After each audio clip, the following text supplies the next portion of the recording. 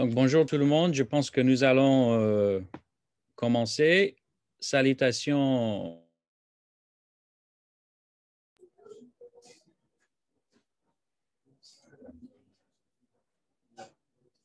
Nous sommes assez nombreux. Au nom de l'équipe du Centre de formation à la justice et à la paix, nous vous souhaitons la bienvenue. Soyez les bienvenus, nos frères et sœurs qui nous rejoignent du Congo, du Burkina Faso, du Bénin, du Tchad, du Québec, de la France, des États-Unis et de la Côte d'Ivoire et peut-être d'autres pays aussi.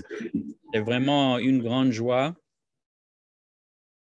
C'est vraiment une grande joie de vous accueillir pour cette conférence. Avant que nous commençons, prions le Seigneur. Seigneur Jésus, tu nous as choisis pour être des artisans de paix. Tu nous as donné le ministère de la réconciliation. Ouvre notre intelligence à ta parole afin qu'elle soit notre lumière. Mets en nous une intelligence qui comprenne tes desseins et une volonté qui se soumette à la tienne. Donne-nous un cœur humble, paisible et simple. Nous comptons sur toi, Seigneur, pour vivre cette rencontre dans la fraternité et le respect mutuel. Nous confions cette rencontre à ton Esprit Saint, qui soit notre guide, notre conseiller. Seigneur, nous voulons être des témoins authentiques de ton message, des artisans d'un monde nouveau. Au nom de Jésus, nous avons prié. Amen. Donc, nous démarrons les activités du centre par une série de conférences mensuelles qui présentent des sujets divers en lien avec la paix, la justice et la réconciliation. Nous commençons par un sujet qui est très important pour la vie de l'Église, pour son identité et pour sa mission, ce qui est la culture, l'ethnicité et le conflit. Mais tout d'abord, juste quelques mots par rapport à l'organisation aujourd'hui. Donc, tout d'abord, pendant l'intervention, nous allons couper vos micros afin de minimiser les interruptions.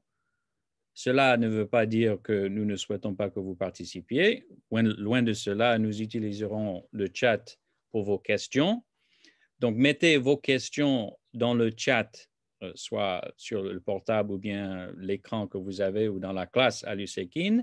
Mettez vos questions dans le chat pour que nous puissions les poser. Après l'intervention du prof Bor, prof Martine Odeu, qui enseigne à l'UAK, ainsi qu'à l'Université de Baki aux États-Unis, animera notre temps de débat et discussion. Juste un mot de présentation pour notre intervenant aujourd'hui. Le prof Ruben Pohor est ivoirien, il est chrétien, il est marié, père d'une fille, il est aussi pasteur et enseignant. Il a une maîtrise en théologie de la faculté libre de théologie évangélique de Vaux-sur-Seine. Il a un diplôme d'études approfondies en histoire des religions et anthropologie religieuse, Université Paris 4 en Sorbonne. Il a un diplôme de docteur de l'École pratique des hautes études, sciences religieuses, Université Paris 4 en Sorbonne. Il est chercheur dans les universités publiques, à l'Université Alassane Ouattara et autres, et également à l'Université de l'Alliance chrétienne d'Abidjan, dans l'UAK. À l'UAK, il assume la vice-présidence, il est chargé de la recherche et des éditions et dirige l'UFR, Sciences de l'homme et de la société. Il est enfin coordinateur de CITAF, ce qui est le Conseil des institutions théologiques d'Afrique francophone. Je vous laisse la parole, professeur Pohor. Merci, Mathieu Craville. Merci infiniment. Et je voudrais d'abord saluer tous les participants des différents pays d'Afrique, de l'Europe, d'Amérique. En tout cas, je vous salue dans le nom de notre Seigneur Jésus-Christ. J'exprime ma reconnaissance à l'équipe de CFPJ qui m'associe à ce projet. Dès le départ, j'ai été associé à ce projet et puis ils me font maintenant honneur d'intervenir en premier dans cette série de conférences mensuelles. C'est une lourde responsabilité. Je demande vos prières pour que j'accomplisse fidèlement cette mission. Merci infiniment à Mathieu qui a dû interagir avec moi pour que nous coordonnions ce qui va être fait pour cette première conférence. La question principale qui nous préoccupe a été posée dans le résumé que Mathieu Kabil a fait sur le prospectus de présentation. Il s'agit de comprendre quelle interaction y a-t-il entre l'Église, la culture, l'identité ethnique et l'identité chrétienne. Je me permets de relire l'excellent résumé qui a été fait et qui cite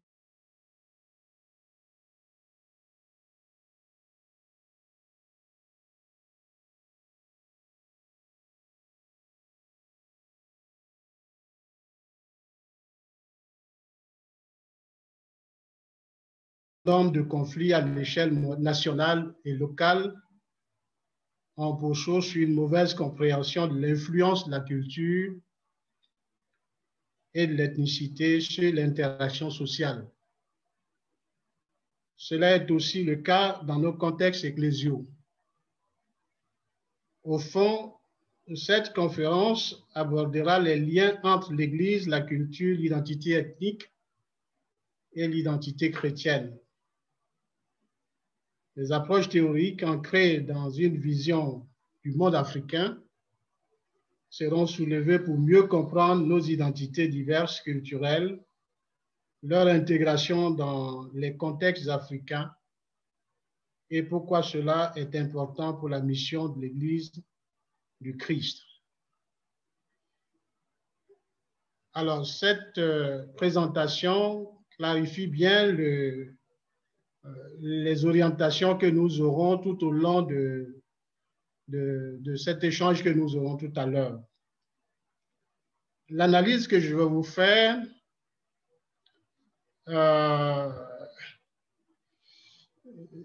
s'intitulera autour de quelques points. Je vais juste partager le plan de l'exposé. Alors, voilà les points qui vont nous occuper pendant cet exposé. Je vais, en guise d'introduction, clarifier quelques concepts, mais je ne vais pas trop m'attarder sur ces concepts. Et puis ensuite, je vais vous présenter 3 publications sur la thématique. Les 3 publications sont des textes qui partent d'une théorie ancrée, de l'expérience que j'ai eue avec certains collègues qui ont attrait à cette thématique. Et ces 3 publications, il y a déjà la première publication qui vous a été envoyée. Un de mes assistants et moi avions travaillé sur l'impact des logiques ethniques d'implantation des églises protestantes évangéliques en Côte d'Ivoire. c'est un article qui porte sur l'USO, qu'on appelle l'Union des Églises évangéliques, services et œuvres de Côte d'Ivoire, de l'Église SEMA, l'Alliance chrétienne missionnaire, et de l'Église AIC, l'Alliance des Églises évangéliques de Côte d'Ivoire. Ce sont trois dénominations, je reviendrai tout à l'heure sur l'article, trois dénominations qui ont été implantées aux premières heures de l'évangélisation de la Côte d'Ivoire. L'église USO, c'est dans les années 1924 et l'église SEMA, c'est dans les années 1930 et l'église AIC, c'est autour des années 34. Donc, ce sont des églises dites historiques. Il y a une deuxième publication. Je me réjouis d'ailleurs parce que c'est une publication qui émane d'un travail que nous avions fait ensemble avec Martin Odehoud, le professeur Martin Odehoud, qui va tout à l'heure permettre d'interagir avec vous sur un des projets après la crise ivoirienne. Il fallait réfléchir sur la question de la repentance, du pardon et de la réconciliation. Et dans un consortium mis en place par la structure Tearfund, nous avions mis en place une structure qu'on appelle l'Église Communauté de guérison et artisane de paix. Et nous avions mené des activités dans des zones de conflit. Et l'article est né à partir de cette expérience. Donc, on va partager, on dira à peu près les résultats de cette recherche pour pouvoir animer notre conférence. Et puis, une troisième recherche, c'est une recherche qui a été menée avec certains collègues de l'UACA, la FATEAC à l'époque, sur les normes culturelles en pays baoulés et foi chrétienne. C'est une recherche qui se passe dans le centre de la Côte d'Ivoire, dans la région qu'on appelle le Ifou, où les chrétiens et les non-chrétiens sont dans des situations conflictuelles, et il fallait mener cette étude. Donc, voilà trois études de terrain qui vont nous aider à comprendre ou bien du moins à discuter sur le sujet qui nous concerne. Alors, la question, pour poser la question de l'identité chrétienne, pour moi, en termes de clarification, je commence d'abord par le fait de la radicalité de la conversion à Christ, et qui a un lien très fort avec l'identité chrétienne. À ce niveau-là, d'ailleurs, dans une des publications que j'ai pu faire, qui est paru dans un livre commun, Théologie et vie chrétienne en Afrique, sur la conversion. Je parlais de cette radicalité de la conversion qui nous met dans une situation assez délicate par rapport à la culture.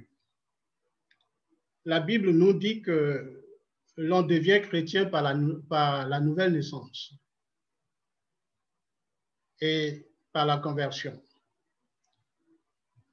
La conversion marque le départ de la vie nouvelle en Christ et engage d'ailleurs une nouvelle identité.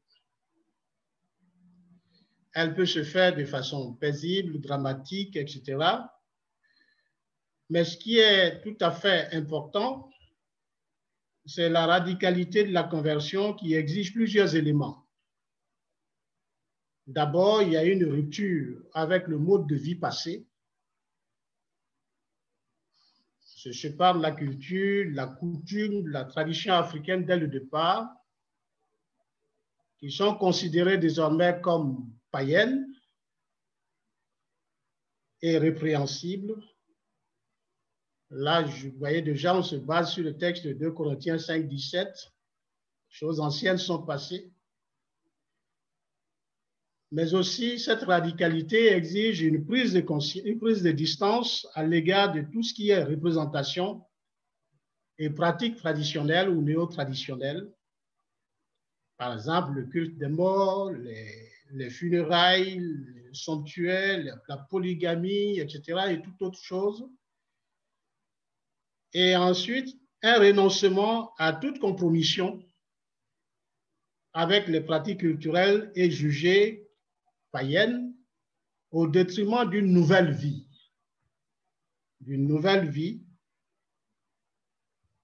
Et qui est revêtue par la puissance du Christ. Ça exige aussi une intégration à une nouvelle famille de Dieu, c'est-à-dire un nouveau lignage par-dessus notre lignage qui est au-dessus de notre lignage ethnique, mais une adoption de certaines habitudes et aptitudes sociales, et même on va jusqu'à emprunter des métaphores étrangères à l'africain. Vous pouvez trouver tous ces éléments-là dans un des articles. Je peux aussi mettre ça à la disposition de Mathieu pour qu'il vous envoie ça plus tard. Donc la conversion exige une libération de notre appartenance naturelle, un refus du rejet de l'autre sur la base ethnique et sur la base aussi du statut social pour s'approprier de cette légitimité de fils d'Abraham par la foi en Jésus-Christ. Et toute la théologie biblique autour de ce choix important fait appel à l'unité du peuple et préconise le rejet des cloisonnements tribaux, ethniques, voire même nationalistes. Du coup, l'identité chrétienne, dans ce contexte précis, ce n'est pas une question de, ce ne sont pas des valeurs, ni des rites, ni des cultures, mais le fait de devenir comme le Christ, de le suivre et de l'imiter. Et cette imitation est toujours dans la mouvance de l'histoire, toujours à interpréter selon les appels du temps. Donc, l'identité chrétienne s'ancre ici dans l'histoire et s'actualise d'un point de vue individuel et collectif. On parle d'ailleurs de plusieurs identités dans ce contexte précis. Et cette nouvelle posture nous donne la force de déminer tout discours, chrétien ou non, politique ou religieux, qui instrumentalise l'identité chrétienne. On n'hésite non pas souvent à intervenir dans des débats, que ce soit des débats religieux, débats politiques, sociaux, sociologiques ou autres, pour transmettre les positions qui ne sont pas inspirées par l'Évangile. Donc, ainsi, parler de cette nouvelle identité suffirait à dire qu'on est d'abord dans une famille chrétienne, on s'accueille mutuellement et on défend les personnes vulnérables et on défend aussi la famille et la famille chrétienne. Nous avons aussi, dans la thématique qui nous a été soumise, le concept de culture. La culture et ses dérivés. Et vous savez, généralement, la culture, c'est un ensemble complexe qui inclut les savoirs, les croyances, les arts, la morale, les lois, les coutumes, ainsi que les autres capacités et habitudes acquises par l'homme en tant que membre d'une société. Et même certains anthropologues qu'ils soient anglais ou américains, ils reviennent sur des aptitudes techniques aussi, et symboliques, sociales, intellectuelles et spirituelles. Je ne vais pas insister sur les différentes notions, je vous remettrai le texte plus tard, parce que je souhaite quand même qu'on ait assez de temps pour échanger. J'ai pratiquement cette page de définition des concepts, mais je mettrai ça aussi à la disposition de Mathieu pour que vous puissiez aussi vous imprégner et échanger peut-être plus tard en donnant vos observations. Et il y a les questions de diversité culturelle. On parle aussi de culture nature. Généralement, dans ce contexte précis, en parlant de culture nature, la nature est déjà là et c'est ce que l'on a déjà, c'est ce qu'on trouve déjà qui a été donné par le Créateur. Donc, c'est un ensemble de tous les éléments qui composent l'univers en tant que tel. Une des choses sur lesquelles je travaille généralement, c'est la question de la culture-tradition. Et là, la raison de la culture, la raison culturelle serait ce que l'on a trouvé en naissant. Ce qu'on a trouvé en naissant. Dans la langue moré, qui est une langue au Burkina Faso, la culture veut dire le nez trouvé. Le nez, accent aigu, trouvé. Trouvé. Ce que l'on a trouvé en naissant. Là où les traditions ou les coutumes. On retrouve les mêmes formulations dans la plupart des langues ouest africaines, en Afrique de l'Ouest, par exemple en Dogon, du Mali. La culture, c'est ce que l'on a trouvé, c'est la façon de vivre de ceux qui étaient là avant nous. En Bambara, par exemple, la tradition, c'est la tradition, c'est la coutume, c'est la manière de faire.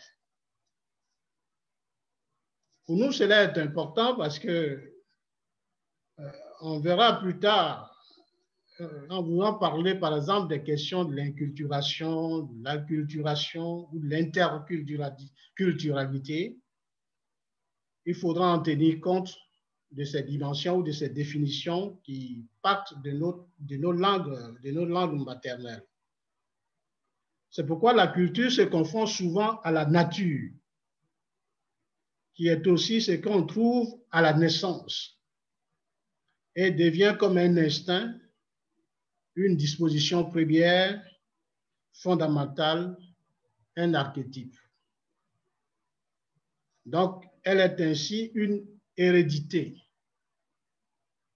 mais elle est également un héritage, une tradition, un apport renouvelant ou transformant la nature au point de devenir naturelle. Et c'est dans ce sens que les anthropologues et maintenant certains sociologues ont fait le synonyme du mot civilisation, ce qui a un rapport à la cité, à la citoyenneté, c'est-à-dire ce qui se réfère à la communauté où l'on vit, à son groupe d'appartenance et dépendant de l'éducation et susceptible du progrès ou du recul par rapport à une image visée ou à un modèle archétypal ou à un prototype donné. Donc la culture se transmet. C'est un héritage dynamique et mouvant. Et c'est pourquoi la culture est importante pour l'Église. Parce que la personne humaine est au centre de la culture, où l'individu trouve la réalisation plénière de son humanité et l'accomplissement de sa vocation intégrale. La culture intéresse fortement l'Église. Pour l'Église, c'est le moyen mis à sa disposition ou à la disposition de l'homme par Dieu dans son dessein qui lui permet de se développer, de se dépenser au service de ses frères. Donc nous avons là, elle renvoie toujours, la culture renvoie toujours, où elle renvoie l'homme à être subordonné au développement intégral. Ce qui donne à la culture cette façon relative, c'est-à-dire subordonnée, assujettie à l'épanouissement, mais aussi avec les forces et les faiblesses qu'elle détient. Je vais vous faire fi de la théorie et des tentatives d'explication de l'ethnicité, parce que pour moi, par exemple, sur l'ethnicité, les théories sont nombreuses et très diversifiées. Les études que nous allons parcourir maintenant vont nous permettre de nous intéresser soit au sentiment d'appartenance ou d'identification individuelle à un groupe ethnique, si nous sommes dans une théorie subjectiviste, on aborde dans ce sens, ou alors si nous étudions les aspects objectifs de l'ethnicité, tels qu'ils se manifestent dans les structures sociales et politiques, nous sommes dans une théorie objectiviste. Il peut aussi souvent arriver que l'analyse révèle d'autres formes d'ethnicité qui échappent à nos calculs, à nos stratégies.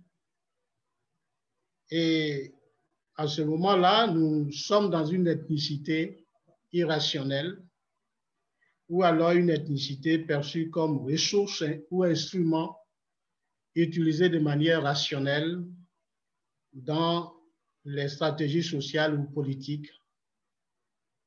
Là, c'est une ethnicité basée sur la théorie rationaliste. Mais tout ceci pour vous dire que l'ethnicité est la conscience d'appartenir à un groupe humain différent des autres et de le revendiquer. Et ce concept a un certain caractère multidimensionnel. Un aspect comme race, l'origine ou ascendance, identité, langue, etc. et même aussi religion. Il peut se référer souvent aussi à des coutumes, à des croyances et même aussi des pratiques comme l'habillement ou la préparation ou alors préparation ou la nourriture.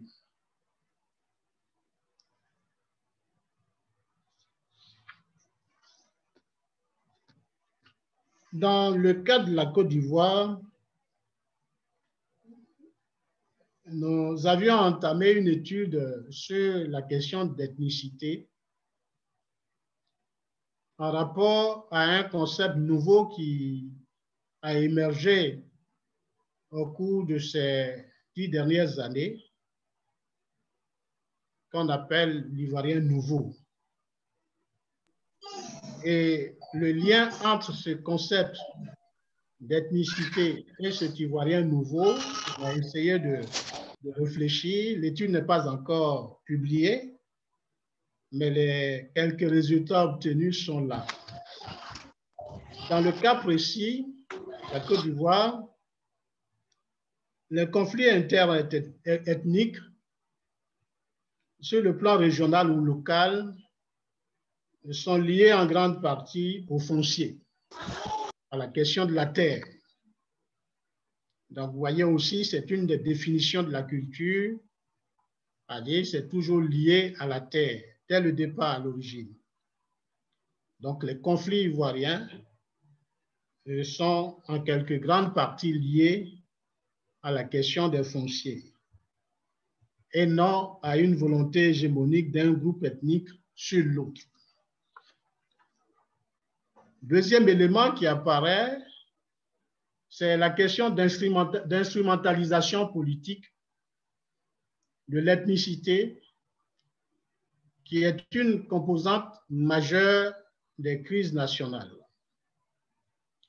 L'ethnicité est utilisée par le politique comme une ressource de mobilisation pour conserver le pouvoir ou pour la conquête du pouvoir. Dans le cas ivoirien, vous avez d'abord la charte du Nord, vous avez l'ivoirité, vous avez l'ethnicisation des partis politiques. Et on a aussi, dans une des études que vous aviez, l'ethnicisation de la gouvernance au sein des communautés chrétiennes.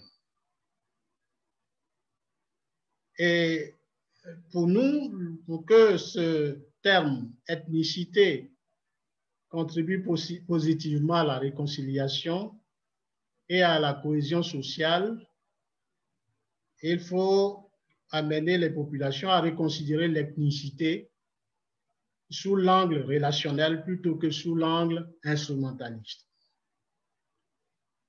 Sous l'angle relationnel favoriserait la construction d'une altérité qui peut favoriser la cohabitation pacifique.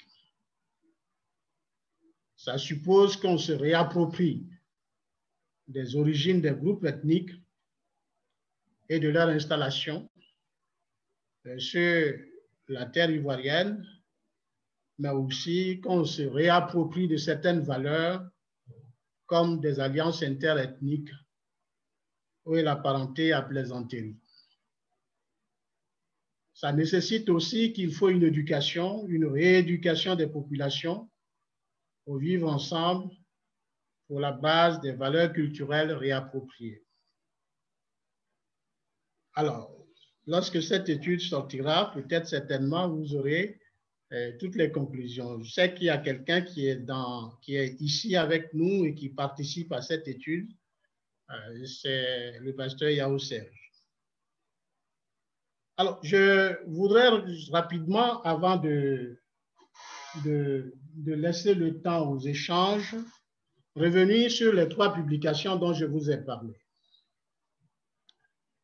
La première publication, c'est l'impact des logiques ethniques d'implantation des églises protestantes évangéliques en Côte d'Ivoire.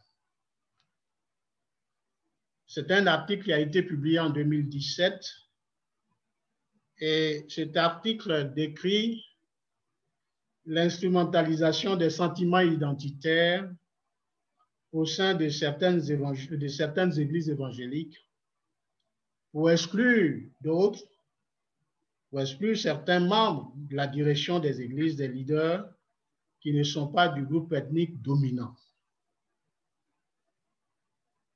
Ce qu'il faut rappeler, c'est que dès les premières installations des missions sur le territoire ivoirien,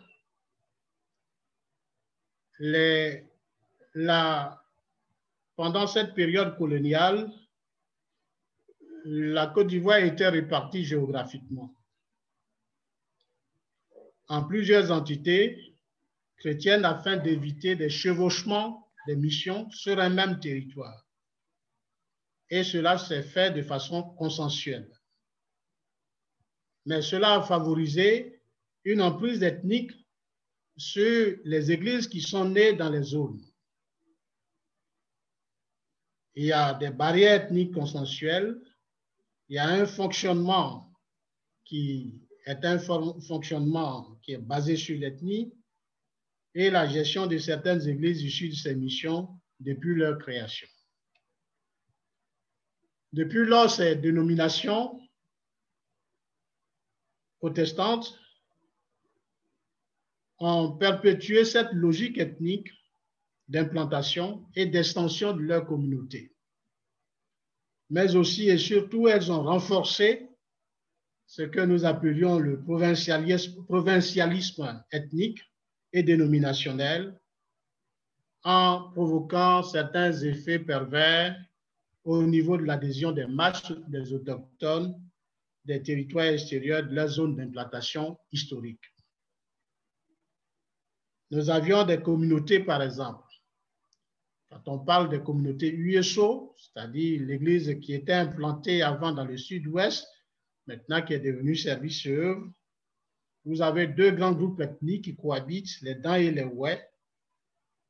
À Sema, vous avez les Akans au centre. Là, ici, vous avez les Gouro et les Yoré Baoulé, Mandé Akan au centre-ouest.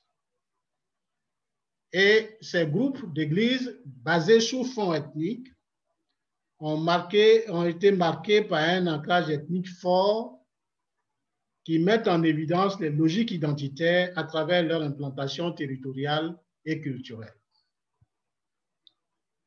Et ces faits-là constituent aujourd'hui un élément d'analyse sociologique et anthropologique. On encourage d'ailleurs les théologiens à réfléchir à ce secteur. Une des contributions de l'étude, c'est d'abord d'identifier et évaluer les racines socio-historiques et politiques de l'implantation des communautés chrétiennes en relation avec leur ethnie et à en déterminer les implications et les conséquences. Une autre chose, c'est aussi d'identifier les logiques ethniques d'implantation des églises protestantes évangéliques en Côte d'Ivoire. Et une des contributions aussi, c'est de prévenir ou de gérer et résoudre les conflits liés aux élections ou du moins à l'alternance au niveau du pouvoir, au niveau des pôles de décision au sein de ces communautés. Nous avions aussi envisagé concevoir des outils pour la promotion de l'identité chrétienne cohérente, enracinée dans la diversité culturelle et ethnique dans ces communautés. Le deuxième article porte sur les normes culturelles en pays baoulé et foi chrétienne.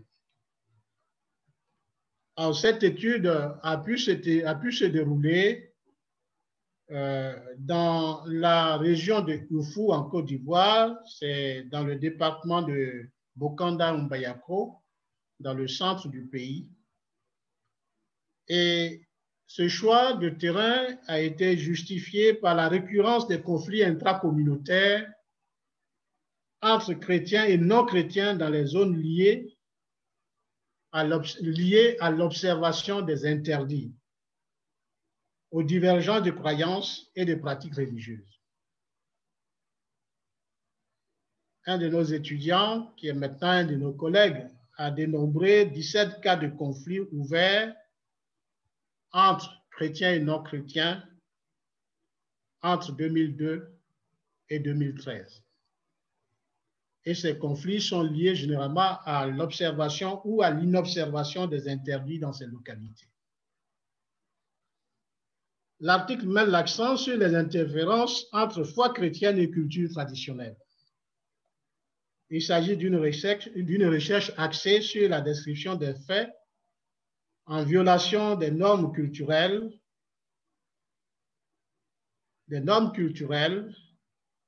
par les chrétiens ayant entraîné des conflits intracommunautaires.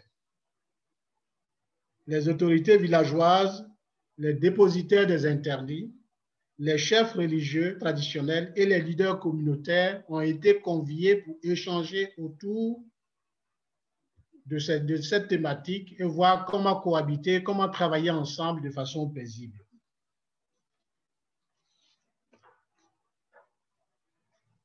L'analyse a montré qu'il était difficile pour les chrétiens de vivre avec la communauté non chrétienne dans l'observance des conflits liés ou dans l'inobservance des exigences, des interdits liés à la divinité.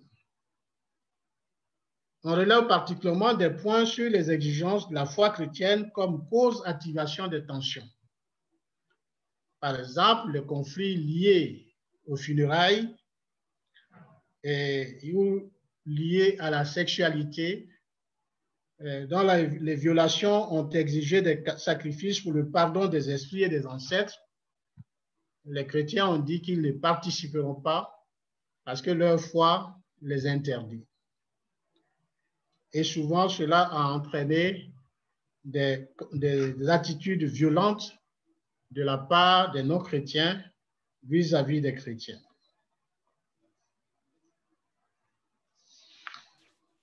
On a aussi observé que lorsque les points de tension des sources d'activation sont inconciliables, qu'est-ce qu'il faut faire?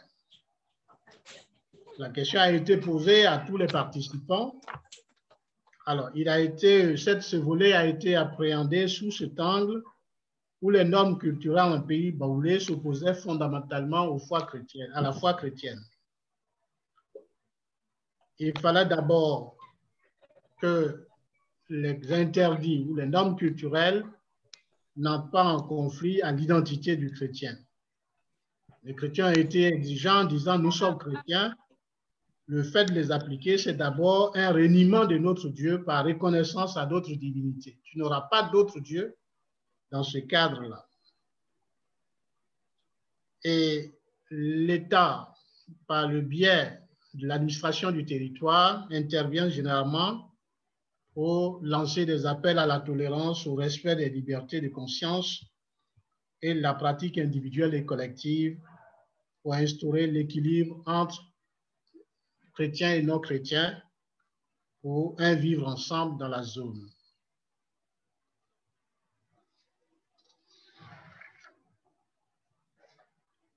Les interdits ont aussi une portée économique, notamment la préservation de l'hygiène, de la santé, de l'environnement, etc.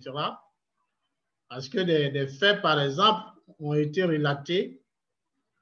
Quand une femme, par exemple, se déplace dans un campement, dans un champ, et que cette femme a ses menstrues, elle n'a pas le droit de revenir au village jusqu'à ce que ses menstrues se terminent. Parce qu'il y a un problème d'hygiène à l'époque. Il fallait que les gens buvaient l'eau des rivières et tout ça. Ils ne voulaient pas qu'une femme qui a ses menstrues traverse la rivière. Donc, il y a une explication historique à cette attitude qui est exigée. Mais maintenant, nous avons des ponts, on ne passe plus dans l'eau et tout ça. Est-ce que ça devait persister? Donc, il fallait mettre en place un mécanisme de gestion et de règlement des conflits liés à cela, en cas de précoce alerte, en cas de résolution de ces problèmes, il fallait le faire. La troisième étude sur la réconciliation, qui a été menée par la structure ECGAP, l'Église et Communauté de guérison et artisane de paix. C'est une étude qui a eu lieu en 2013. Et elle visait essentiellement à prendre en compte les souffrances morales, psychospirituelles, matérielles et physiques, initiées d'ailleurs par la faculté de théologie, FATEAC, par le biais de l'ECGAP, dans le cadre d'un projet nommé ECGAP. Il s'agit d'abord d'une approche empirique qui part de l'observation du terrain, et l'objectif est de préparer les cœurs au pardon, à la réconciliation, après les violences meurtrières de la période post-électorale en Côte d'Ivoire. Il est question de savoir comment une approche de guérison des traumatismes post-conflit pourrait se faire par le biais de cette structure. Et ECGAP a eu à intervenir dans la zone de Diokwe, mais aussi dans d'autres villes comme Gagnoa, Bouaké, Yamoussoukro, etc. Ce sont des initiatives de réconciliation et de reconstruction post-crise. Et cet article interroge la capacité des institutions protestantes à faire face aux situations de crise et de reconstruction post-crise.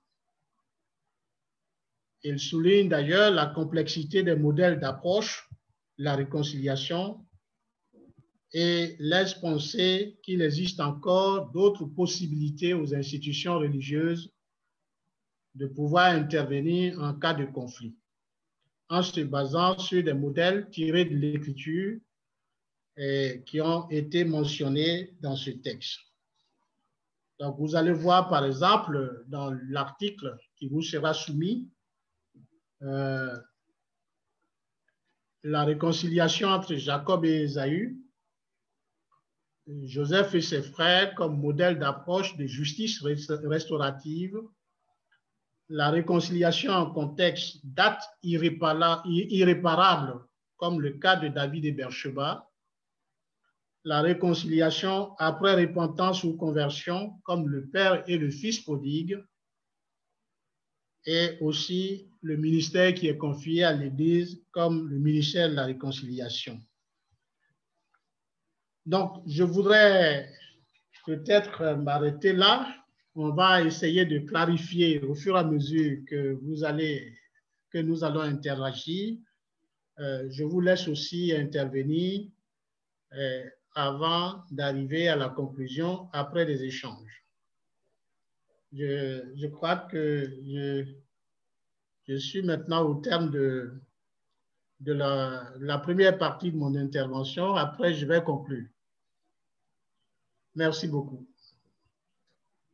Merci beaucoup, professeur. En tout cas, ça fait plaisir de se souvenir de toutes ces recherches que nous avons faites certaines ensemble et puis dont nous avons discuté. Alors, il y a quelques questions dans le chat qui sont prêtes pour vous. La première question est la suivante. Quelle est la différence entre la notion de solidarité et d'ethnicité? Je la répète, quelle est la différence entre la notion de solidarité et d'ethnicité?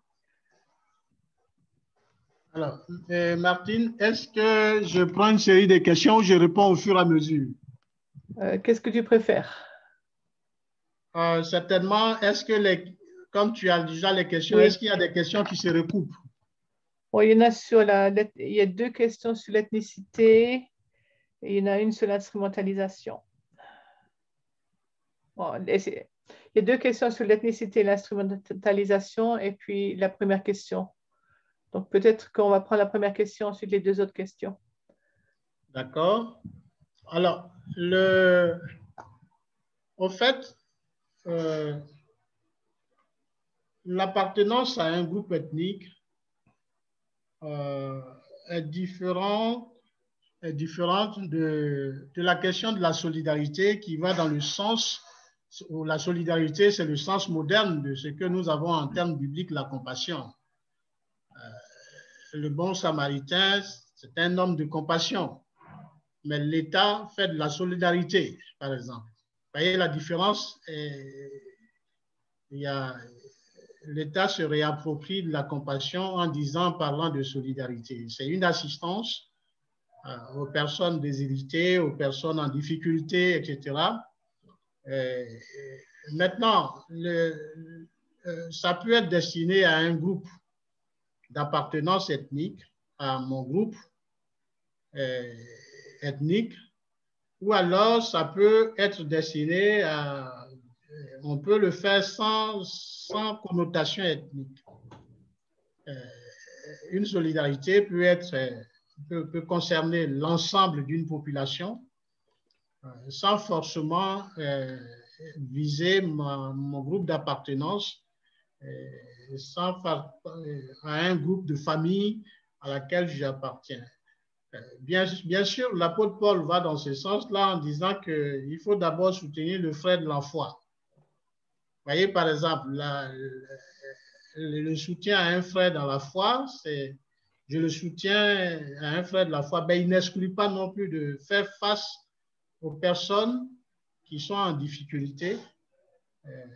Donc, vous voyez, l'ethnicité peut viser un groupe d'appartenance. Par contre, la solidarité peut viser le tout, ou alors la solidarité peut aussi être orientée à un groupe d'appartenance. Je ne sais pas si je réponds bien à la question, mais on demande la différence. Merci bien, prof. On va prendre les deux questions suivantes. Alors, je les lis avec leurs commentaires. Il est vrai que les politiques utilisent l'ethnicité comme source de mobilisation et instrumentalisation pour conserver le pouvoir. Que ferait l'Église afin d'arrêter cette instrumentalisation pendant que les leaders de cette même Église font usage de la même stratégie pour se maintenir au pouvoir? Donc, ça, c'est tout un ensemble. Et ensuite, ma question pose sur l'instrumentalisation politique de l'ethnicité en Côte d'Ivoire. Que fait l'Église en amont et en aval pour freiner et décourager cela? Oui, la question est très bien posée parce que la première question, l'Église elle-même est en son sein ce problème de soit se laisse instrumentaliser ou alors elle s'instrumentalise intérieurement pour des questions de gestion de pouvoir ou des questions d'orientation de la politique interne à la communauté. Donc, elle a du mal à donner des leçons aux autres par rapport à ce sujet précis. Par contre, elle est mieux placée pour pouvoir le faire. Mieux placée pour pouvoir le faire parce que la compréhension que nous avons, de l'attitude de l'Église face à ce problème ethnique, c'est dire que l'Église devrait en principe être une famille de Dieu, où les barrières tribaux, les barrières tribales plutôt, les attitudes de népotisme, les attitudes devaient, au fait, ces attitudes-là devaient non plus agir, mais on voit le contraire. Donc, je suis tout à fait mal à l'aise pour parler de ce sujet, parce que ce qu'on voit, c'est que l'Église n'est pas souvent un modèle dans le genre de donner des attitudes, de donner des orientations par rapport à ça. Je vous donne un exemple. Lorsque il y a un conflit et que vous voulez intervenir au niveau politique, les gens vous disent, ben, écoutez, vous n'êtes pas des modèles pour nous donner des exemples. Pourquoi? Parce que la façon d'élire nos leaders, c'est aussi pareil, comme eux ils le font. La façon de céder le pouvoir en termes d'alternance, c'est toujours conflictuel.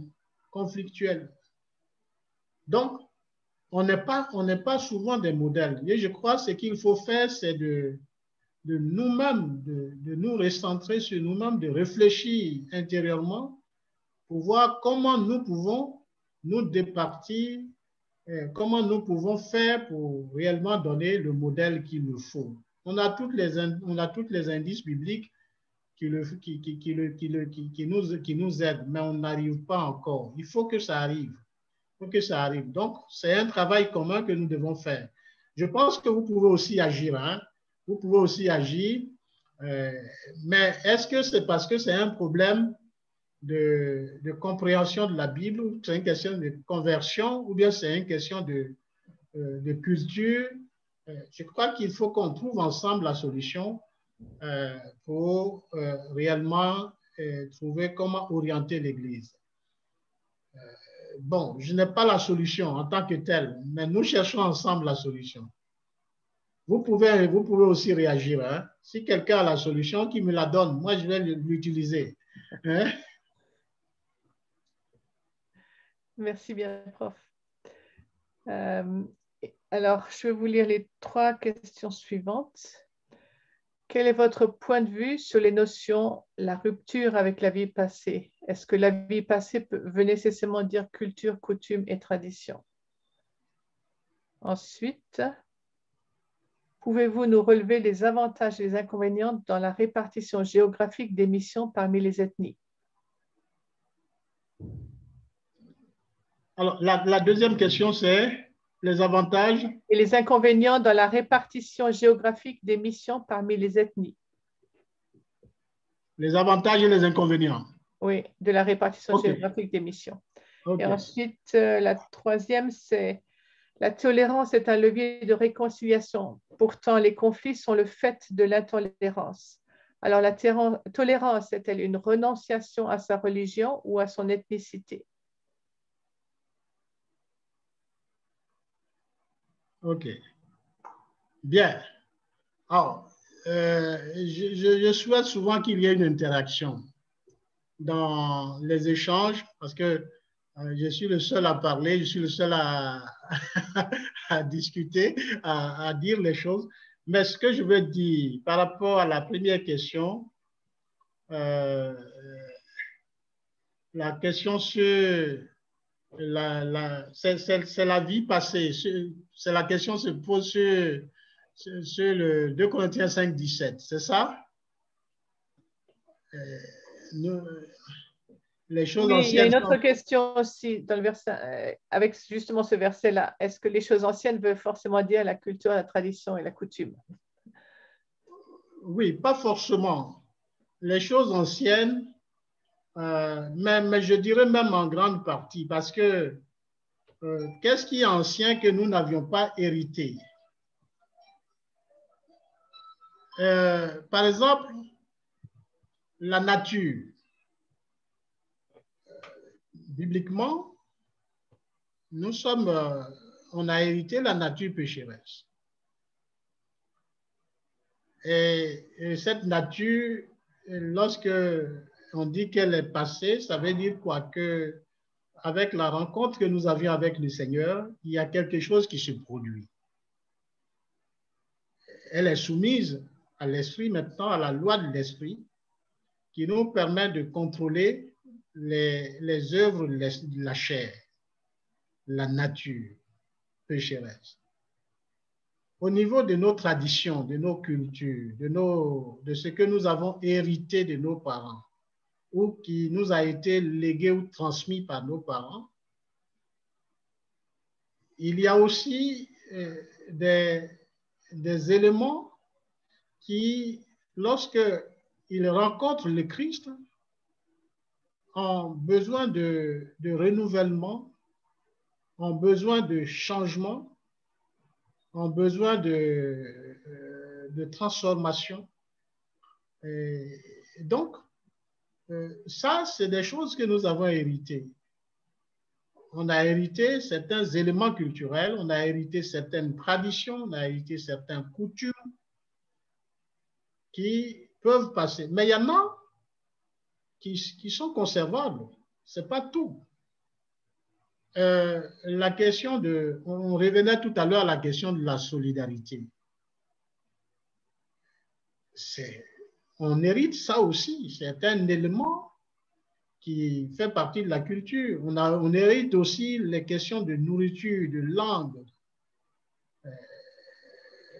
Il y a des apports que nous héritons et qui sont d'une utilité grande pour nous. Il y a les questions aussi d'héritage en termes de pouvoir qui peuvent être aussi conservées, mais qui ne vont pas à l'encontre de l'écriture ou qui sont renforcés par l'écriture et qui nous permettent d'avoir une vie chrétienne bien ancrée, bien solide, bien solide. Mais il y a des effets pervers, il y en a qui ne sont pas bons et qui, à l'encontre de l'évangile, ont besoin d'être transformés, d'être renouvelés, d'être changés. Donc, on peut dire que les choses nouvelles ou les anciennes choses qui sont passées, c'est ceux qui vont à l'encontre de l'écriture et qui vont à l'encontre de la Bible, en fait. La deuxième question parle sur les avantages et les inconvénients de l'implantation géographique de l'Église. Je crois que c'est ça. Oui. Alors, là, à ce niveau-là, il faut dire que c'était d'abord, initialement, c'est une très bonne initiative. Ça permettait de couvrir l'ensemble du territoire national, pour le cas de la Côte d'Ivoire, par exemple. Il fallait s'implanter dans des ethnies, apprendre ces ethnies et évangéliser dans ces ethnies, transmettre aussi l'écriture dans ces ethnies. C'était une belle initiative. On a vu que dans la répartition géographique du pays, le nord était couvert par les baptistes, l'est aussi par les baptistes américains. Non, les baptistes américains au nord, à l'est, les baptistes, oui, aussi américains. Et à l'ouest, c'était aussi la mission biblique. Au centre, c'était l'église Sema. Au centre-ouest, c'était la WEC. Au sud, c'était l'église méthodiste.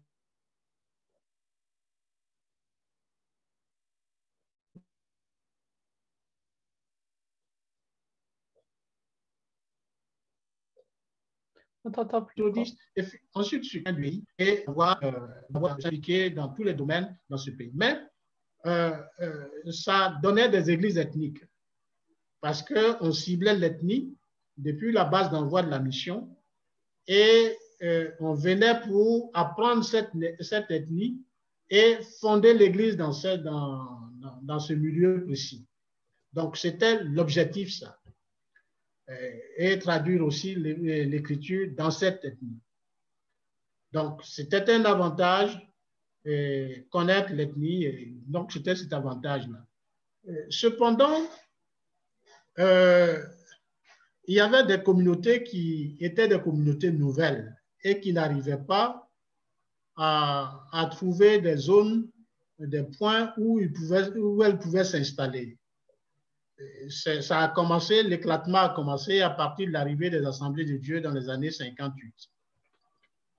Et les nouvelles églises Assemblées de Dieu qui sont arrivées dans les années 70 n'avaient pas d'espace et ont commencé à s'implanter partout. Et c'est comme ça l'éclatement est arrivé. Mais l'avantage, c'était ce que je venais de dire. L'inconvénient, c'est que nous avons des églises ethniques. Et ces églises ethniques ne pouvaient pas évoluer dans la zone où elles étaient et ne mettaient l'accent que sur des communautés qui existaient. Je me rappelle que ceux qui sont, par exemple, à l'ouest, lorsqu'ils devaient venir pour des études universitaires au sud, étaient recommandés pour intégrer l'église méthodiste. Ça, c'était aussi, ça permettait d'avoir une communauté où on avait des communions intraconfessionnelles et on vivait bien. Mais ces églises, aujourd'hui, à partir de l'éclatement de cette communauté, on essaye de faire maintenant, on va de zone en zone, chaque communauté veut s'implanter dans la zone et on a des églises qui naissent l'une à côté de l'autre et puis ensuite, et puis voilà tout ce que ça a amené actuellement un désordre dans l'implantation qui est un inconvénient. Et on fait maintenant, on va dans la conquête des membres. Et si vous avez un membre qui est à l'est, il ne va pas intégrer les églises baptistes du Nord, mais vous risquez d'amener l'église de l'ouest au nord parce qu'il y a un membre qui est de l'autre côté. Donc, on est à la conquête des membres et on va à la poursuite des membres, etc. Donc, il y a un problème de concurrence qui s'installe et que ça a engendré, c'est un des inconvénients à partir de l'éclatement que ça a pu produire. La toute dernière question, je pense qu'elle était liée à la première question sur 2 Corinthiens 5. Sur la tolérance. La tolérance est un levier de la réconciliation. Poussant les conflits sur le fait de l'intolérance. Alors, est-ce que la tolérance est une renonciation à sa religion ou à son ethnie? Ah oui, merci beaucoup, Martine. Merci. La tolérance, en fait, ce n'est pas Au fait, on peut dire que c'est une rénonciation volontaire. Je donne un petit exemple. Le conflit qu'il y a eu en 2010-2011 en Côte d'Ivoire. J'étais fortement impliqué dans la résolution dès le départ entre les deux présidents, qui se sont tous proclamés présidents.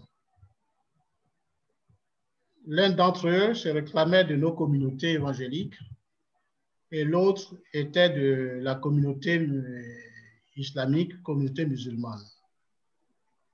Notamment, nous allions les voir pour leur demander de revoir la position parce qu'il y a des vies humaines qui étaient en jeu. Maintenant, je peux en parler parce que on a pris de la distance par rapport à ça. Et lorsque je suis allé voir le responsable chrétien qui me disait, enfin, disons, un évangélique, celui qui était évangélique, puisque le musulman était convaincu qu'il a gagné, l'évangélique aussi était convaincu qu'il a gagné. Je suis allé le voir et j'ai sorti le texte biblique qui nous dit de souffrir de quelques injustices. C'est le texte que j'ai sorti. Ça veut dire quoi? Que tu peux avoir raison, tu peux gagner, mais accepte injustement que tu as perdu. On souffre là d'une injustice, sachant que j'ai raison. C'est une forme de renoncement pour maintenir la paix. C'est une forme de tolérance pour maintenir la paix, pour sauver des vies. Bon, il m'a dit qu'il a compris, mais vous avez vu la suite. Mais c'est pour dire que ce n'est pas une faiblesse souvent d'avoir raison et de dire, bon, l'autre a raison, tu sais pertinemment que tu as raison, mais tu dis que l'autre a, je concède ma raison et je te laisse faire. Donc, ce n'est pas une rénonciation en tant que telle pour montrer ta faiblesse par rapport à l'autre. Mais on regarde ce qui peut aller de, ce qui peut sauver des vies humaines ou ce qui peut souvent ne pas entraîner des conflits au sein desquels on n'a pas souvent de solution. On peut éviter en étant tolérant, en allant vers la paix, en désirant fortement la paix, sachant bien qu'on a raison. C'est ça. Au fait, c'est ça l'âme des forts.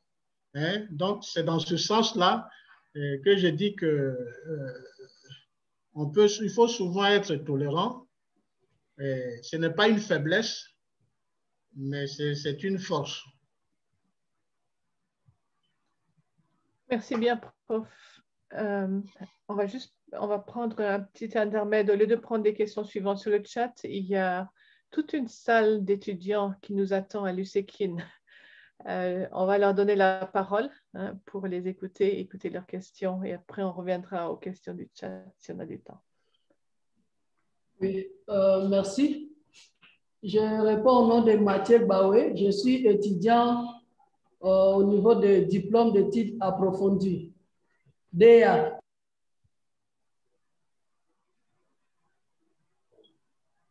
À l'USEKIN. J'ai réagi par rapport à ce que le professeur avait dit, où il a fait allusion à la vie passée et les choses anciennes. Pour lui, ça veut dire, ou soit ça représente forcément la culture. D'après mon point de vue, je trouve que je ne suis pas convaincu, puisque la culture vient de Dieu. Souvenez-vous du récit des Tours de Babel. C'est Dieu qui a institué la culture. Et la culture, c'est tout ce que nous sommes. Puisque la manière même de parler du professeur démontre la culture dans laquelle il est formé. Nous sommes tous culturels.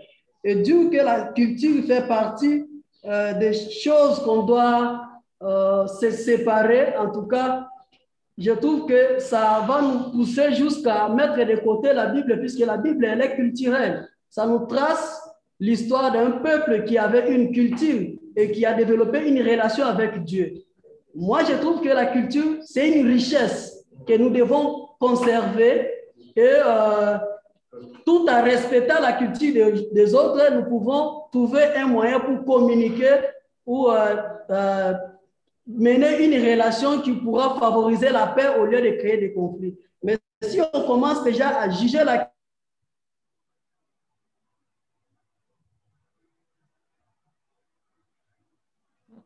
on commence à perdre. le culturel lui aussi. Je crois qu'il y a un problème de connexion Oui, ouais, il y a un problème de Congo et nous. Mais je comprends tout à fait la réaction de notre frère. Peut-être je me suis mal exprimé, je me suis mal fait comprendre, mais j'ai parlé de la radicalité de la conversion qui nous mettait en porte-à-faux par rapport à notre culture. Et dès le début de l'évangélisation, cette radicalité avait mis des gens en conflit avec leur culture. Mais c'est pas, il faut les comprendre aussi parce que l'évangile avait besoin de prendre ses marques dans des zones où il y avait déjà un ancrage culturel assez fort. Il fallait faire la différence entre un chrétien et un non-chrétien. Ce qui est tout à fait juste aujourd'hui encore. Et je me rappelle dans la zone de l'Ouest, il y avait beaucoup d'exigences par rapport aux chrétiens. Et quand on demande, on jugeait toujours, on disait toujours le chrétien, c'est celui qui est ceci, c'est celui qui est cela, c'est celui qui est ceci. Et là, cette radicalité de la culture, disons de l'évangile, mettait en conflit, les mettait en conflit par rapport à leur culture. Et je suis tout à fait d'accord avec lui que la culture est dynamique, elle est mouvante et il faut la maintenir. Et c'est pourquoi je disais tout à l'heure que ce n'est pas tout qui est mauvais dans la culture. On peut hériter de nos pères de bonnes manières de vivre comme aussi de vaines manières de vivre, si la culture est un héritage. On peut hériter de bonnes manières comme aussi de mauvaises manières. Les mauvaises manières peuvent être incompatibles avec l'Évangile, mais les bonnes manières vont être renforcées par l'Évangile et nous pouvons vivre avec ça convenablement dans la société dans laquelle nous sommes. Et d'ailleurs, ça renforce notre vie, notre manière de vivre. Je dis par exemple, moi, dans ma culture, la question d'alternance ne pose pas de problème. Et aussi, la question du leader-serviteur ne pose pas de problème parce que quand vous voyagez avec un chef, tant que tous ceux qui voyagent avec lui n'ont pas encore pris place ou n'ont pas trouvé à être hébergés ou n'ont pas encore mangé, le chef ne mange pas. C'est un serviteur. C'est un serviteur. Ça fait partie de la culture, de la tradition du chef. Ça fait partie il est le dernier à être servi parce que dans un village, si le chef n'a pas trouvé de tabouret, les gens trouveront toujours du tabouret pour lui. Alors que si quelqu'un bouge avec lui et qui n'a pas de tabouret, on va l'ignorer. Donc, il exige que tous ceux qui l'accompagnent s'asseyent d'abord avant qu'ils ne s'assoient. C'est une bonne pratique pour montrer que c'est un serviteur. Et si ces bonnes manières qui ne sont pas contraires à l'Évangile sont renforcées dans la société, vous allez voir que nous aurons des présidents serviteurs, des ministres serviteurs, nous aurons des gouvernants serviteurs, des pasteurs serviteurs qui ne sont pas assis à être servis les premiers, mais qui attendront d'abord que tous les fidèles mangent ou que tous les fidèles trouvent à se coucher avant de se coucher. Donc, vous voyez, mais nos cultures, souvent, s'ils développent un système dans lequel le chef doit être servi le premier, on n'est plus dans le cadre d'un chef serviteur. À partir de ce moment-là, ce sont des chefs qui sont assis, qu'on doit d'abord servir avant qu'on ne serve les autres. Ce sont les premiers à être servis. C'est contraire à ce que le Christ a dit. Donc, il faut imiter le Christ. Il faut l'inviter à transformer certains éléments de nos cultures et à les vivre. C'est ce que je veux dire par ça. Merci bien, professeur. Et j'aimerais voir si on a une autre classe réunie au CUM, au Centre universitaire de missiologie à Kinshasa. Est-ce que vous avez une question que vous aimeriez poser à professeur Poor? Ensuite, on reviendra aux autres questions. Bien, si vous en avez une, vous pouvez la mettre dans le chat. On a deux autres questions. Quels sont les moyens pour réconcilier un groupe en conflit?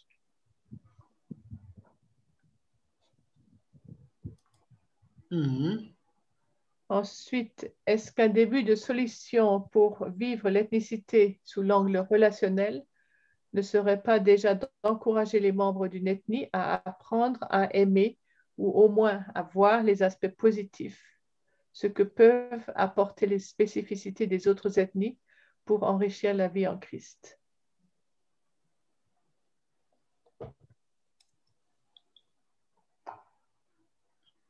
Alors, je peux peut-être intervenir sur la première question parce que je suis tout à fait d'accord avec la deuxième réponse. Je pense que je la partage pleinement. C'est une porte d'ailleurs pour aller vers les autres. Mais par rapport à la première question, quels sont les moyens? L'étude que je vous ai présentée tout à l'heure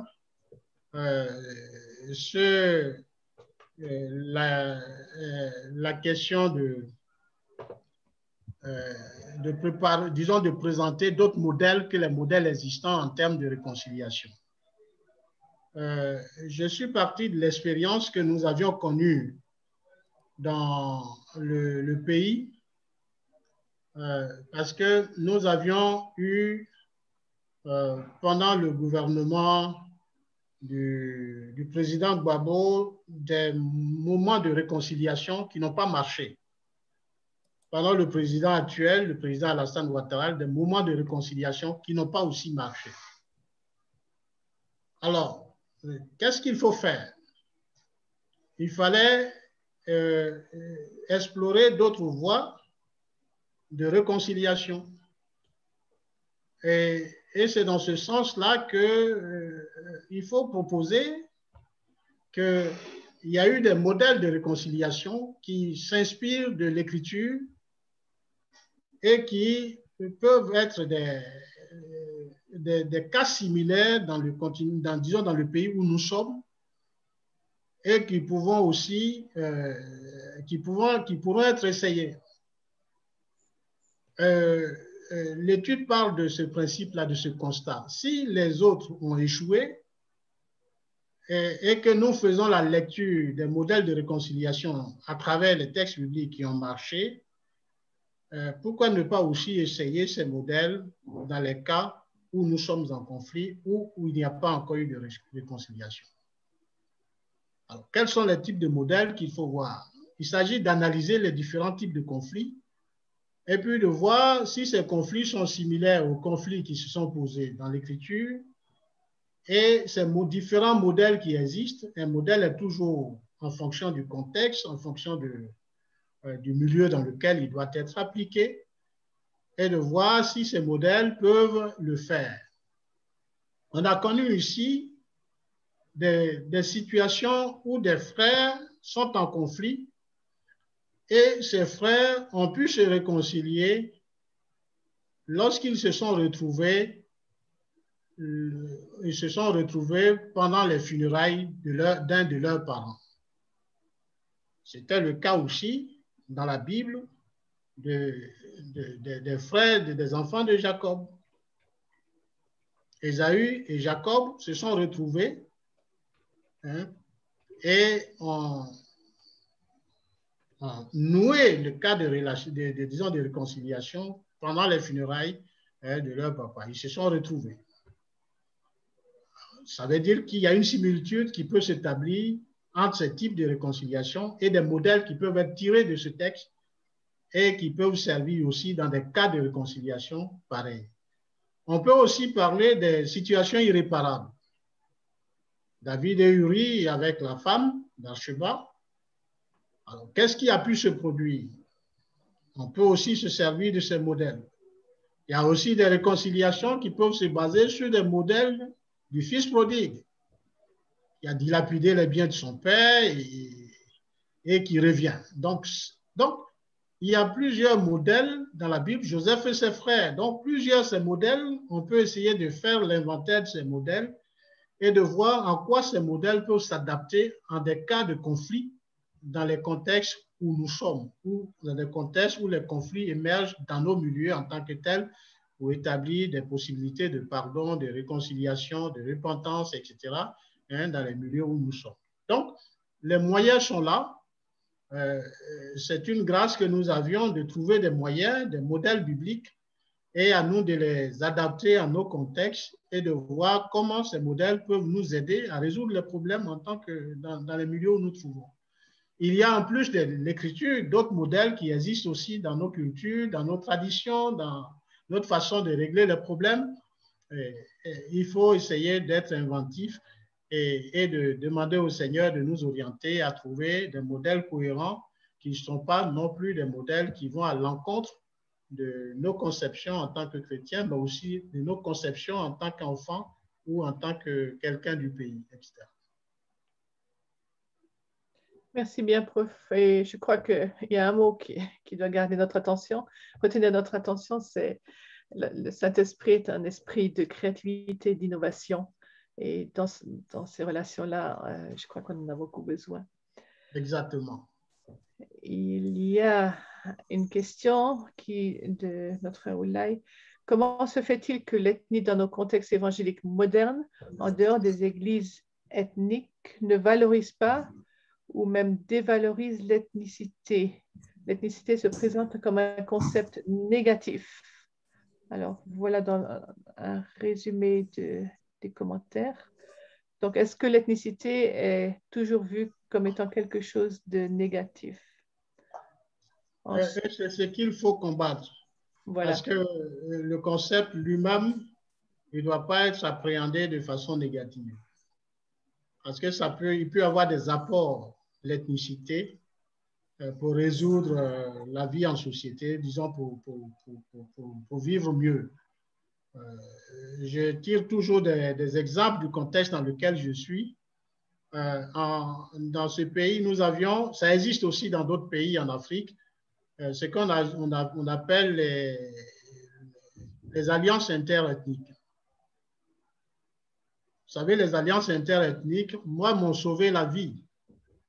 Je suis à l'université Alassane Ouattara et je suis allé enseigner et puis les gens étaient prêts à me tuer. Et le militaire qui était là, c'était quelqu'un du Nord. Or, il y a une alliance interethnique entre lui et moi.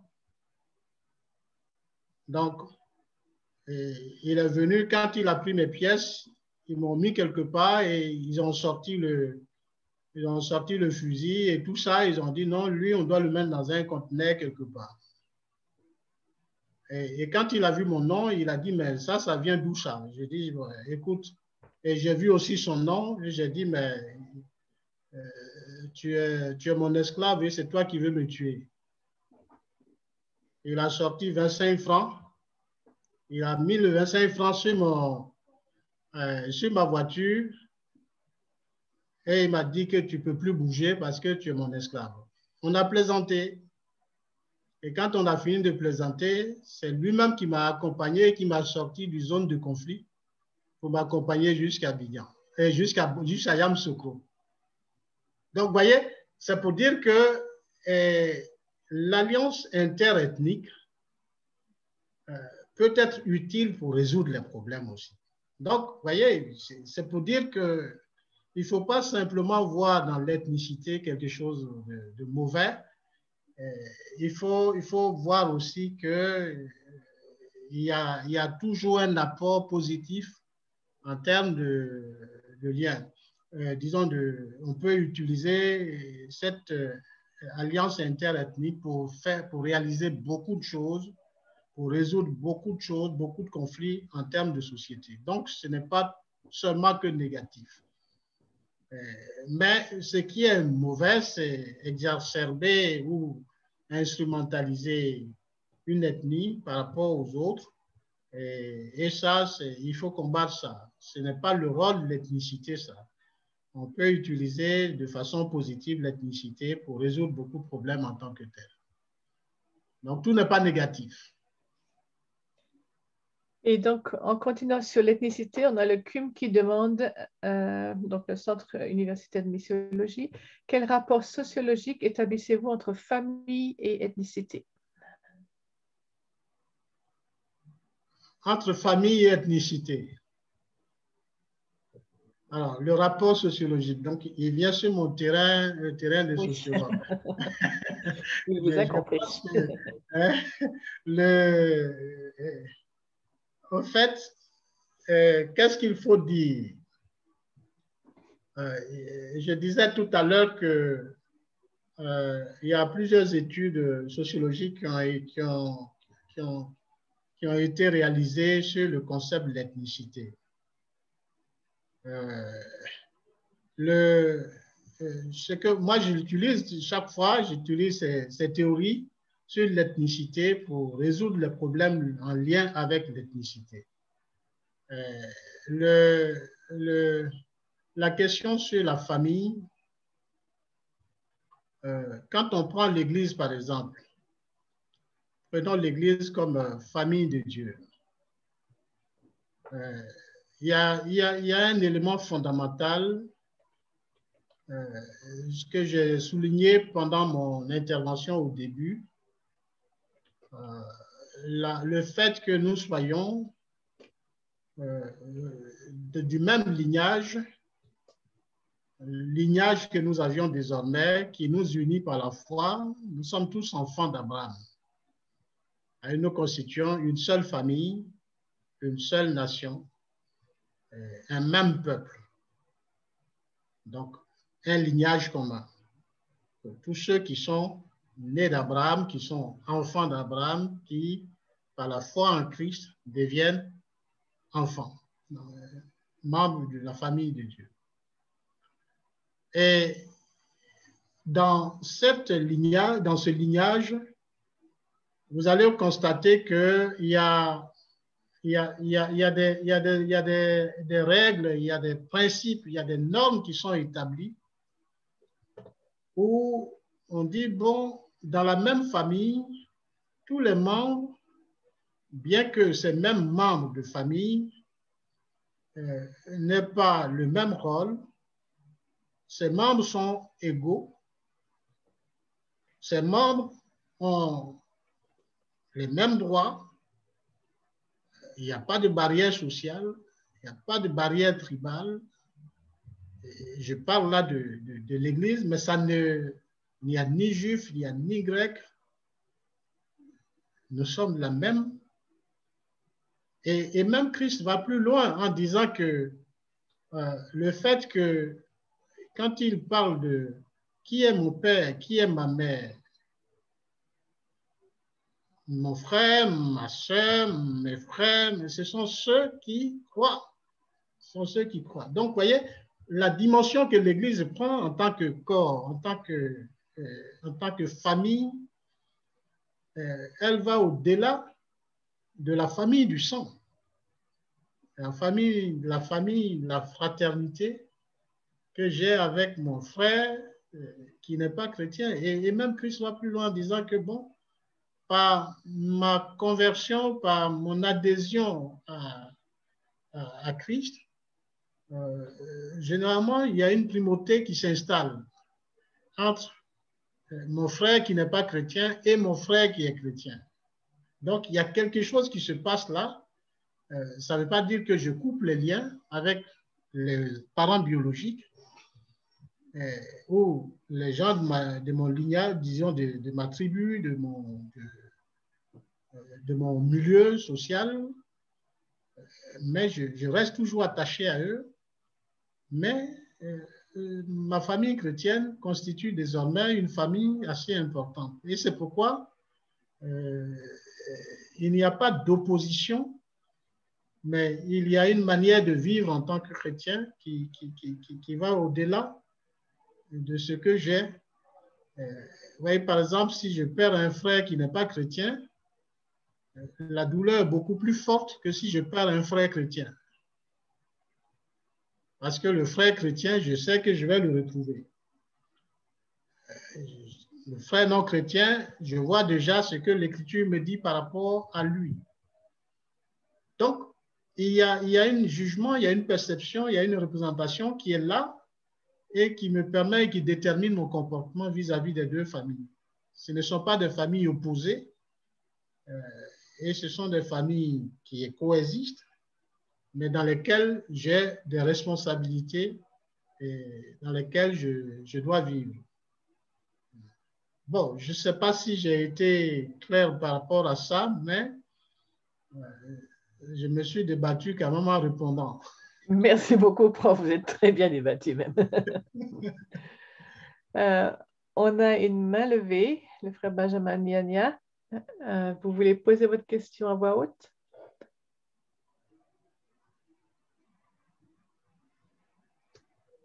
J'allais poser la question si la question que j'allais poser, c'était celle de savoir si oui, c'était celle de savoir si l'ethnicité peut être considérée comme une diversité. Merci bien, mon frère. Donc, l'ethnicité peut-elle être considérée comme une diversité? Ensuite, il y a encore une autre question qui est la suivante. Vous avez étudié la question, vous avez évoqué les pistes d'auto-évaluation pour l'Église en lien avec l'ethnicité. Est-ce que vous pourrez y revenir, s'il vous plaît? Alors, M. Serge Oulaye, il faudrait peut-être préciser votre question. Pardon? Pour reprendre la toute dernière question. Oui, vous avez évoqué des pistes d'auto-évaluation pour l'Église en lien avec l'ethnicité. Pouvez-vous y revenir, s'il vous plaît? Auto-évaluation. Voilà, de l'Église en lien avec l'ethnicité. Oui. Ensuite, alors, il y a la culture, la théorie objectiviste, subjectiviste et rationaliste. Est-ce que vous pouvez préciser cela? D'accord. Alors, la diversité culturelle ou la diversité des cultures, je vous ramène je vous ramène à deux définitions. Une définition qui est la déclaration de Mexico sur les politiques culturelles du 6 août 1982, qui dit ceci.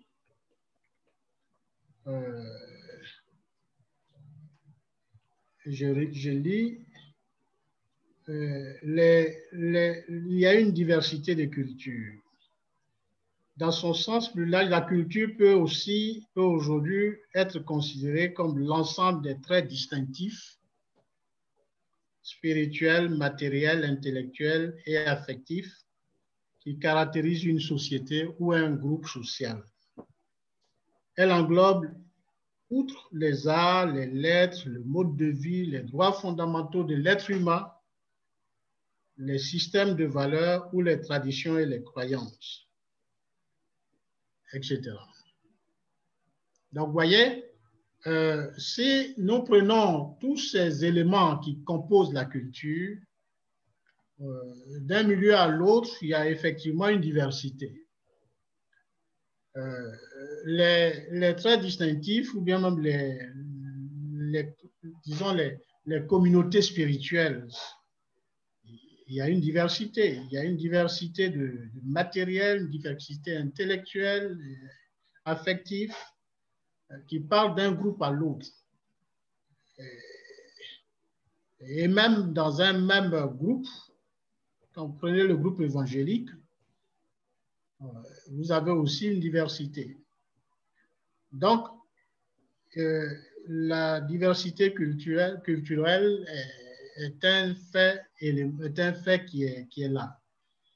Et la question sur l'auto-évaluation par rapport à l'ethnicité, là, je reviens à ce que je disais tout à l'heure par rapport à l'étude. Je crois que la question a été posée par rapport à une des études qui a été menée et qui revenait sur la question de l'évaluation, où on était parvenu à proposer qu'il faut une évaluation, une auto-évaluation de nos cultures pour voir si quels sont les éléments compatibles avec notre manière d'être et quels sont les éléments incompatibles avec notre manière d'être. Il faut essayer de juger notre culture à la lumière de nos convictions, mais aussi à l'évolution de notre société en tant que telle. Donc, l'auto-évaluation peut se faire à l'intérieur d'un même groupe. Ça peut être d'un groupe de communauté de foi où on essaye de s'examiner soi-même pour voir si nous ne sommes pas en train d'enfreindre ou nous ne sommes pas, le fait de vivre avec notre culture, ne sommes pas en train d'aller contrairement à ce que nous est demandé d'être en tant que croyant, en tant que quelqu'un dans le milieu en tant que tel. Je prends par exemple ce que nous avions vu comme exemple des normes culturelles. Au niveau des normes culturelles, surtout les interdits. Tu manges ça, tu manges ceci, tu ne manges pas cela. Et lorsque nous avions eu à mener dans un village une étude à Didamoussou, les gens qui étaient dans ce village se sont rendus compte que leur culture, leur tradition les a maintenus dans un sous-développement par rapport aux autres qui les environnaient. Et le chef a demandé à sortir de la tutelle des traditions pour s'arrimer aux autres cultures, aux autres cultures pour être développés. Parce qu'ils n'avaient pas besoin de lumière, parce qu'avec la lumière dans le village, les fétiches ne pouvaient pas sortir et ils ne pouvaient pas aller au champ. Ils avaient des traditions où il y a des jours où ils ne vont pas au champ, il y a des jours, quand vous tombez sur des jours pairs, ils ne vont pas au champ, les jours impairs, ils ne vont pas au champ, pendant les funérailles, ils ne vont pas au champ, et finalement, ils travaillent 2 jours sur 7. Donc, ils étaient en retard par rapport aux autres. Donc, il a demandé qu'on évalue sa communauté et de permettre à sa communauté d'amorcer le développement comme les autres. Et pour le faire, il a convoqué une rencontre. Et à cette rencontre, il a demandé à ce que les enfants qui sont des enfants chrétiens dans le village y soient. Et lui, il va faire un sacrifice aux ancêtres et leur demander de lui donner l'autorisation de prendre autre chose que ce qu'ils avaient avant. Et pendant la cérémonie, il a offert un bouc aux ancêtres et il leur a dit, bon, c'est le dernier que vous avez, mais prenez ça et libérez-nous pour que nous aussi, on soit développés comme les autres. Et il a cédé la place aux chrétiens. Dans ce village, vous avez aujourd'hui de la lumière, vous avez le château, vous avez un centre médical, vous avez aujourd'hui des éléments. L'évangélisation a pu se faire dans cette zone et les gens, en évaluant leur propre culture par rapport aux autres, ont dû faire des options, ont dû faire des choix qui ont contribué à leur développement. Ça peut être pareil pour le milieu chrétien. Notre communauté peut être auto-évaluée pour voir si nous n'avons pas instauré à l'intérieur de ces communautés des systèmes qui nous empêchent d'avancer. Ça peut être lié à la gouvernance, ça peut être lié à d'autres modes de vie, qui nous empêchent et qui deviennent des traditions, qui deviennent des cultures ecclésiales et qui nous empêchent de progresser. Donc, l'auto-évaluation vise cela. Je pense que c'est ce que je peux dire par rapport à l'auto-évaluation, par rapport à nos traditions, à nos cultures. La dernière question, la question qui a été posée, la toute dernière question, Martine, je pense que tu as ma mémoire. Oui. Alors, c'était la question sur la toute dernière question. Est-ce que j'ai répondu à toutes les questions? Je crois que tu as répondu. Ah, d'accord. OK. Au vu du temps, je sais qu'il y a des questions qui viennent encore, mais ce que je propose, c'est que je mette ton adresse mail dans la discussion, comme ça, on peut te contacter, ça te dérangerait? Non, pas du tout. Voilà. Pas du Et tout. puis, comme ça, on te donne le temps de proposer une conclusion à ce temps. D'accord. D'accord. Je pense que, vous savez, tout à l'heure, une des choses que j'apprécie le plus, c'est d'entrer dans nos traditions, épuiser ce qui est de nos traditions pour essayer d'analyser la société, de réfléchir sur la communauté en tant que telle. Lorsque je parlais de la culture tradition, je me suis servi de ce qui est dit en Mouré, en Bambara, en Dogon, etc., pour dire que dans ces cultures, quand on parle de culture, c'est ce qui était là, c'est ce qu'on a trouvé, le nez trouvé, c'est-à-dire ce qu'on a trouvé. Ça veut dire que dans la tradition, il y a une culture. Et cette culture se transmet de génération en génération, etc. Lorsque nous sommes chrétiens, lorsqu'on a embrassé la foi chrétienne, on a aussi une culture chrétienne. On est passé par tout un tas de processus, école du dimanche pour certains et les classes d'adultes pour d'autres, où nous avions eu à échanger, à discuter, à apprendre beaucoup d'éléments. Et tous ces éléments que nous avions eus, nous les transmettons aussi. Lorsque vous allez quelque part dans un village et que vous entendez quelqu'un prier, il commence par le Dieu d'Abraham, le Dieu de Jacob, le Dieu de Joseph, le Dieu de ceci, et puis après il dit « et notre Dieu ». C'est-à-dire ce Dieu-là est aussi mon Dieu. Donc, vous voyez, ça veut dire qu'il parle d'abord de son lignage et il fait toute l'historique en disant que son vécu dépend de ce qu'il a commencé à apprendre par ce milieu et toutes les transformations qui découlent de cela, il se les approprie et puis ensuite il intègre son société. Il ne s'agit pas ici de faire une dichotomie entre culture et société, entre chrétiens et non chrétiens. Bien vrai, nous devons voir la différence. Mais là où nous sommes beaucoup plus utiles, cette différence doit se percevoir dans les milieux où nous sommes. Et la différence doit être perceptible par les autres. Donc, je voulais dire que ces genres d'initiatives telles que nous les vivons devaient nous encourager à approfondir notre ministère, qui est le ministère de la réconciliation.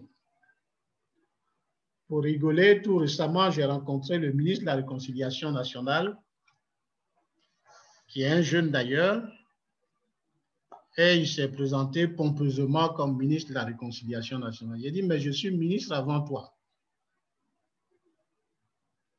Pourquoi? Parce que Dieu m'a donné le ministère de la Réconciliation.